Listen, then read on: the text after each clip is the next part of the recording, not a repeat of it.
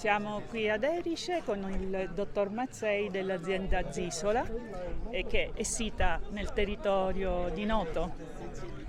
La produzione è del vitigno autoctono, quindi Principalmente Vignero d'Avola, ma non solo.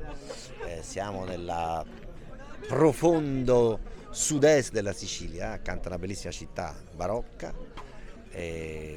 Abbiamo principalmente, come dicevo, Nero d'Avola, poi abbiamo anche delle piccole nicchie di Syrah e di Petit Verdot, dopodiché facciamo un grillo, tutto su terreni bianchi calcarei e tutto rigorosamente ad alberello. È un progetto che ci appassiona molto, perché l'alberello è il sistema complicato, ma è il sistema tradizionale che a mio parere rende la qualità molto più facile ed è bellissimo da vedere. Il tutto è in un mondo di biodiversità, perché ho mantenuto aranci, limoni, pompelmo rosa, poi abbiamo mandorle, abbiamo carrubi, quindi in una logica di biodiversità totale, per cui insomma ci piace di farla visitare, ci piacerebbe molto che venisse gente a vederla, perché è un posto, non dovrei dirlo, ma magico.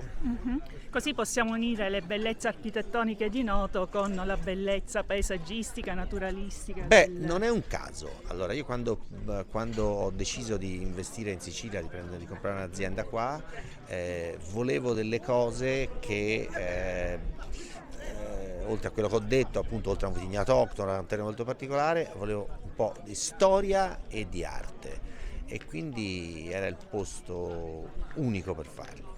Perfetto, quindi la verremo presto a trovare. L'invito Mi farà un gran tutti. piacere. Grazie.